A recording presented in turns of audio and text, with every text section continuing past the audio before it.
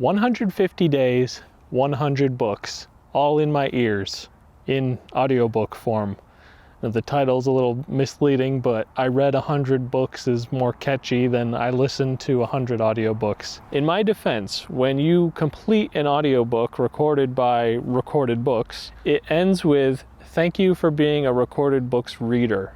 So, there, I did read 100 books with my ears. That being said, after countless hours of listening, this is my top 10 books that I listened to. I found it challenging to narrow it down my top 10 books until I decided to limit myself to 5 fiction and 5 non-fiction books.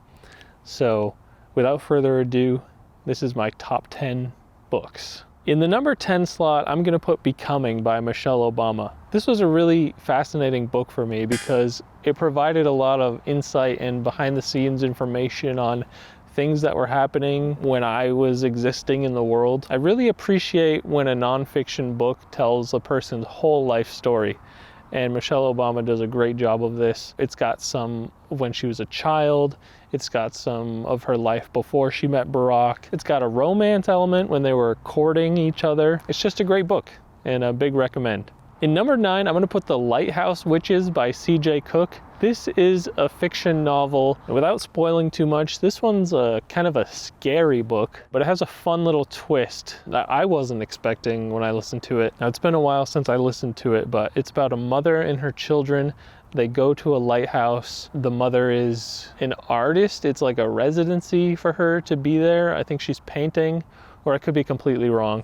But anyways, there's a whole story about the past of the lighthouse, and I don't want to spoil too much, but I definitely recommend The Lighthouse Witches. Number 8, I'm going to put Raw Dog by Jamie Loftus. This is like the hot dog program of books. The author goes around the country to different hot dog stands and writes about them, writes about the hot dogs. It's just a lovely read. It's kind of horny, I will warn you. It's called Raw Dog, The Naked Truth About Hot Dogs. But it's fantastic, and there's a lot of great information about hot dogs, hot dog stands, and I definitely recommend it to anyone who's a fan of hot dogs, or especially Hot Dog Program. She visits a lot of the same places that are in the movie Hot Dog Program. If you're not familiar with what Hot Dog Program is, I made a video about it, which you should definitely check out if you like hot dogs or just the idea of a hot dog. Number 7, I'm going to put Ready Player One by Ernest Cline. This is one of the first books I listened to, and it was so enjoyable to me. It's really fun. It's an adventure. I'm sure a lot of you are familiar with the title because it was made into a movie, which, by the way, has nothing to do with the book.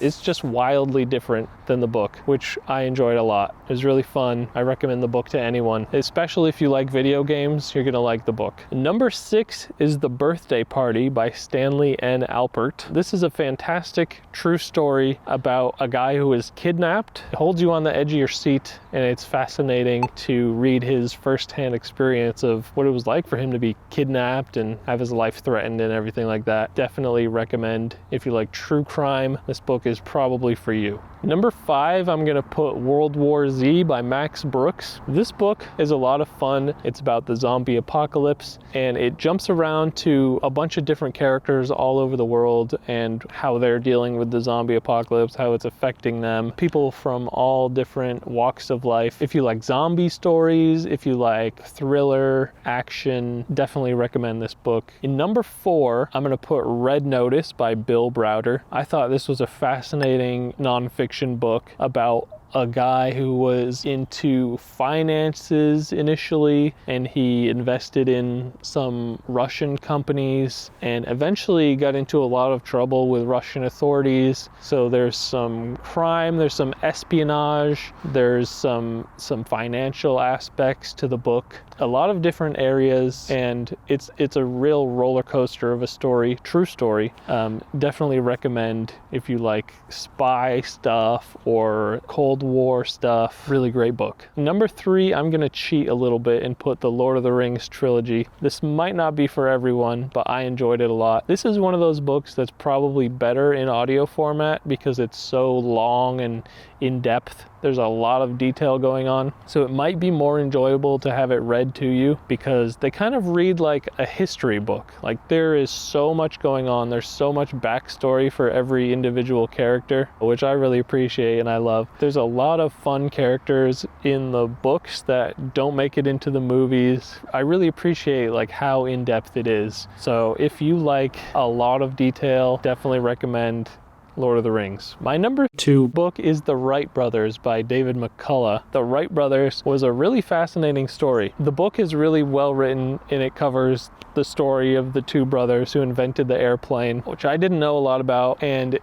was really fascinating to me to read about how they kind of like heard about this German guy who was working on gliders, who eventually died by falling out of the sky, and they were kind of like, that sounds awesome, let's invent the airplane, which was kind of amazing to me because they just decided to invent a thing that didn't exist, which I guess is kind of how all inventions are made, but I thought it was really amazing. I hope I got all my numbers right. That was 9 books, and my number 1 book is Dracula by Bram Stoker. This will not be a shock if you know me. When I read this book, I wouldn't shut up about Dracula. I thought it was fantastic. I love how it's told through journal entries and letters. There's a word for that kind of book, but it's escaping me right now. Epistolary. But as with Lord of the Rings, I just love how much detail and story is in this book. It was a fascinating read. For how old it is, it's amazing. It really holds up. It also might be one of those books that's better to listen to because of how in-depth it is, but there's just so many amazing parts of this book that really like held me captive and invested in the story. And that's my top 10 books. I would recommend those books to anyone who likes books. So what did I learn from listening to 100 books? I would say I've learned the most from the nonfiction books I've listened to. The fiction books, they kind of offer how to structure a story, how to create an interesting story. The nonfiction books, they're books about things that actually happen. So I learned a lot about some specific historical things, which was really fun. But anyways, thanks for watching. If you've read any of these books, let me know. If you have any recommendations, please leave it in the comments. I would love to check out your books that you've read or listened to. Just let me know. Do you like books? Let me know in the comments. I might do a 100 books tier list, so let me know if you'd be interested in that, where I rank all 100 books I've listened to. There's a lot of great books I listened to that didn't make it into this list, which I would love to recommend, so stay tuned. If you like this video and you want more video about books, let me know, and I'll make this whole channel about books. Books are awesome. I love books. Okay. Thanks for watching. Bye-bye.